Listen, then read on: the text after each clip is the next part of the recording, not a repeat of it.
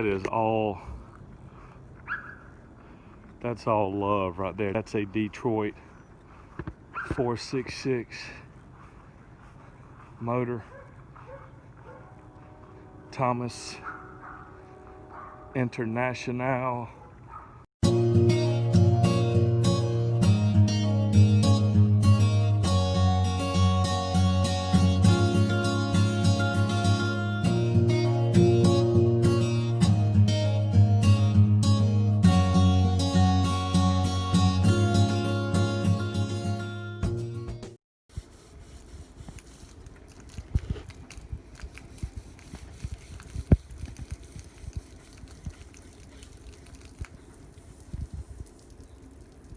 Steve, you want to be in a YouTube video? Do I want to be in what? A YouTube video. Depends on what I'm doing. Helping with the bus. Scrubbing the top of the bus. Well, yeah, not only that, but a lot of stuff. It's about a yellow submarine. It's seat day. So I got my buddy Steve here. Jack of all trades, master of none. And me and Steve are, he's been working on these seats for a little while. What the one is, this is the, We got about 5.5 seats out. We're making some progress. I don't have to let you guys know what a pain in the rear this is, but we don't have a grinder. I don't have a cutoff wheel or any of that yet. So we're just doing it with a ratchet and an impact driver. And lots of moral support. Walton, say hey to YouTube, buddy. Tabby, say hello to YouTube. So, this much down, this much more to go. We'll keep you posted. So, last night we got 10 seats out. 1, 2, 3, 4. Yep, 10 seats. So we got 12 to go. They were a little bit unruly getting out, but to be honest with you, what I found, and this is just me,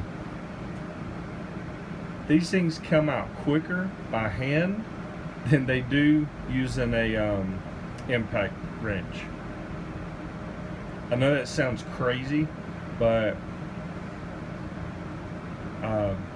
you know, of course you have to have somebody down bottom that's holding it, and then you're up top and you're trying to impact it off.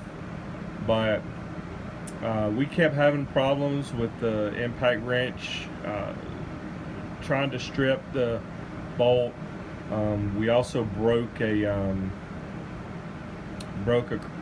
won't say what name, but broke a socket using the impact wrench. Plus the impact wrench was heating up very, very hot. So doing it by hand, you can, and this is what we're going to do tonight when we try to do the rest of these. I think what we're going to do is we're going to pop it off and do about 5 turns with the regular ratchet, and then maybe put the impact on it, because again, it's just so much easier to break them loose. I went through here last night and we put some liquid wrench on the tops, and then we also sprayed them from underneath, so that hopefully sitting on there overnight will aid in the process of removing the seats. They're not too terribly bad, and thank goodness I didn't have to do any grinding or cutting or anything like that. We have so far been able to get them all out with a socket set, or 2 socket sets, and with the aid of an impact wrench on some of them. But so a lot of this is just touch and feel. You ready? So It's me feeling to see if he's got a hole to the bolt under there. And then if I feel that it gets too easy for me, then I know he probably doesn't have a hole to the bolt.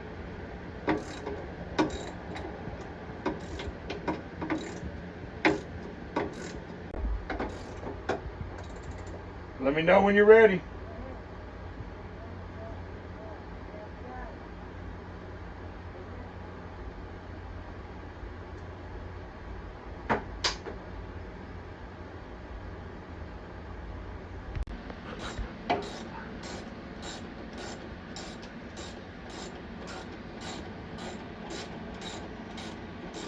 Still on it, bro? A little bit more progress. We got 6 seats left. We've done 6.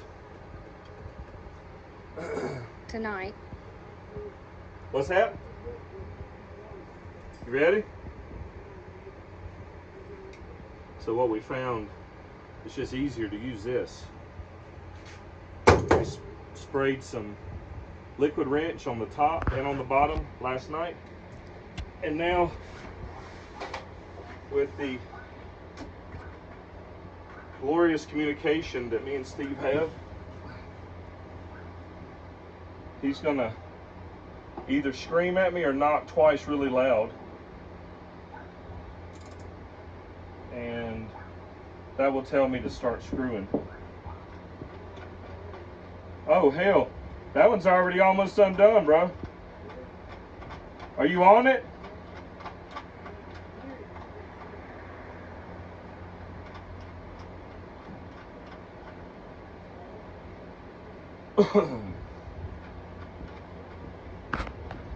So I had to have a fan in here because it is blazing hot. So it's kind of hard to hear him. And he's a little bit bitter about that. Anyway, if you're going to convert a school bus, expect this. A lot of this. The last bolt is out on this side. This is the last seat for the passenger side. I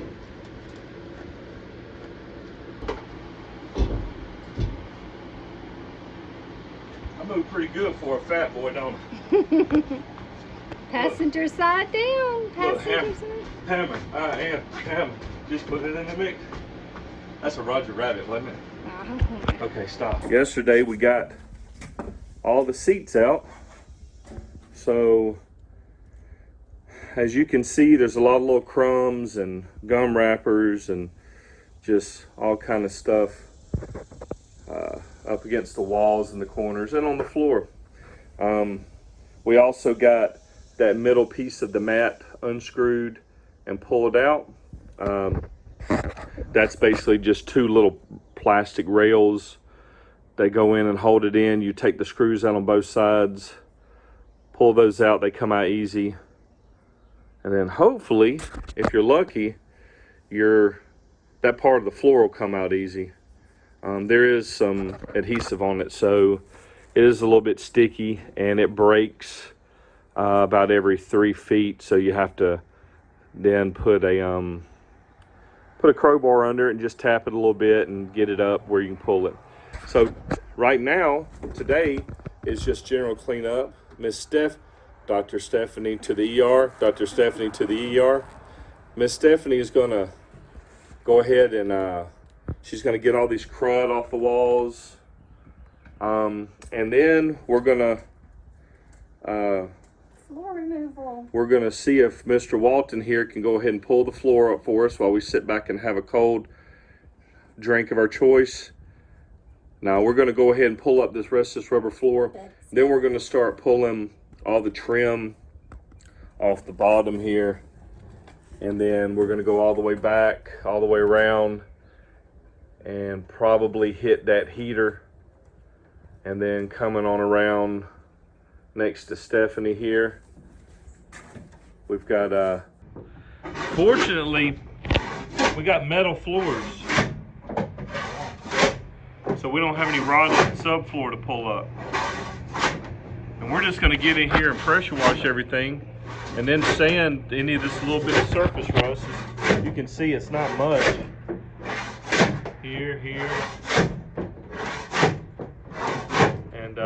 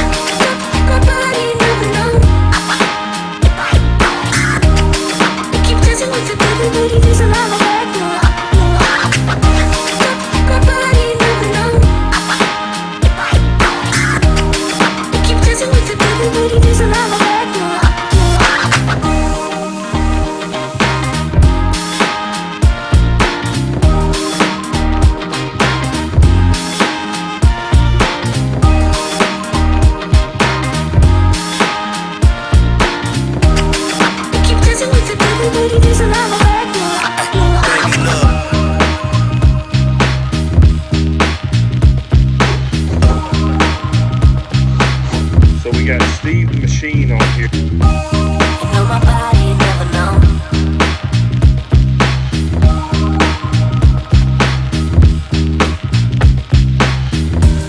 You know my body never known.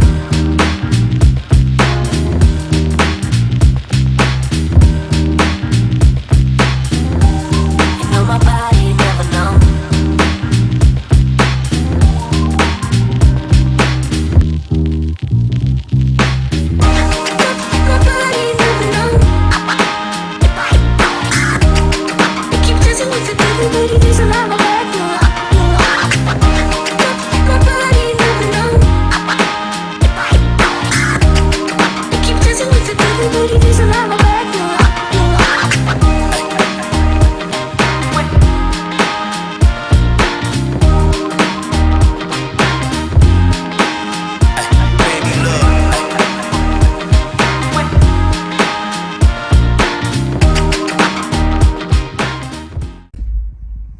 Hey guys, good morning. So what I'm getting ready to do is pull out the heater, and I'm going to show you what I've done so far. I just took a couple of sawhorses. I put one of the old seat bottoms on the sawhorses, and I just turned the heater upside down, or actually that's the way it was mounted to the floor.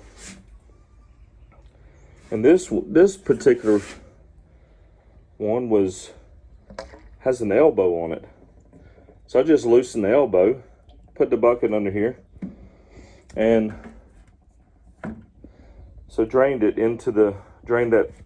coolant just right there into the bucket. Then what I'm going to do is I'm going to go ahead and loosen this one so everything's under the bucket. I'm going to drain this side of it, and then I'm just going to connect, for the time being, this to this like that. That way I'll have a loop. Still have all this pipe in my way. Then what I can do is come down here and put a bucket underneath that, cut it, pick those lines up so everything drains into the bucket, and then I'll just put that, I'm going to get another elbow, and I'll just make a U right here. So it'll be pipe, elbow, a little piece of pipe, elbow, and then it'll go into here and here. So I'm just making a U. And I'm actually I'll do it up in here eventually so that I can just, shove it up in there and nobody can see it. But just to get it out of the way right now, because we're getting ready to paint the floors and do a bunch of caulking, I just got to get all this heavy tubing out of the way. So that's kind of that.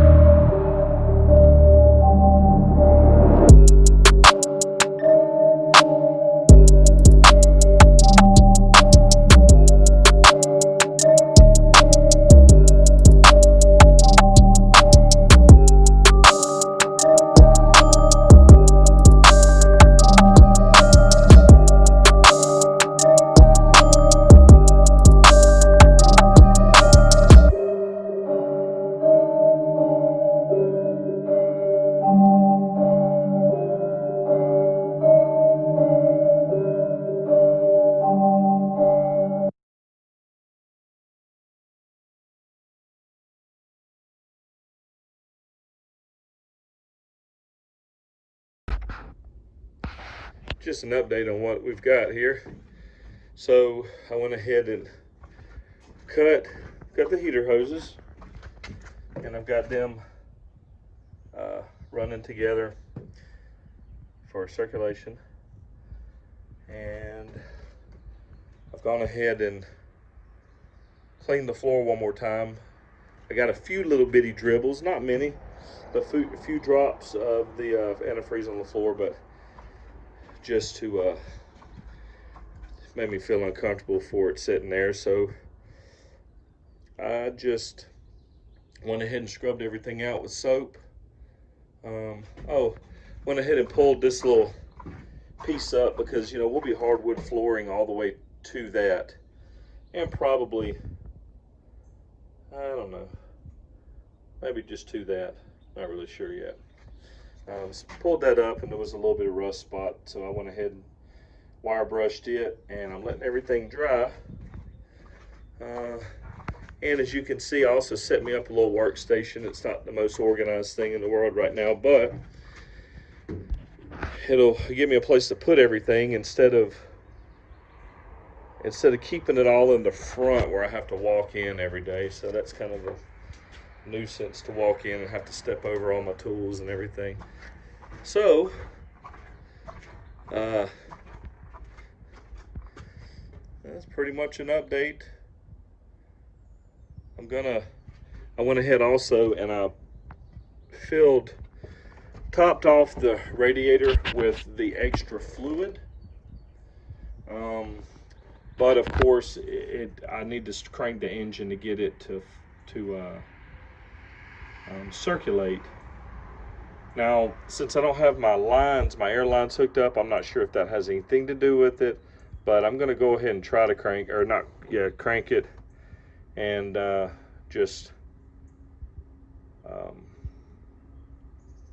I'm sure air will build up, but I'm just going to let it circulate for just a few minutes. See if the level goes down. If it goes down, I'll top it off again. I'll repeat that process until it no longer needs to be topped off. All right, well, that's pretty much it. So we're getting ready to go to Home Depot in a little bit, and we're going to go ahead and get the rust remover and put that on, wire brush it. We went ahead and got some caulk, some real good caulk to go around the edge where the wall meets the floor, and then also all around those wheel wells. We're going to pull up the trim around the wheel wells and caulk under them, and then smash that caulk back down by reinstalling the wheel wells, and hopefully get a good seal around them. We noticed a little bit of water leaking out from under them when we were cleaning yesterday, so we want to make sure that no water can penetrate through the floor. All right, so we'll keep you guys posted.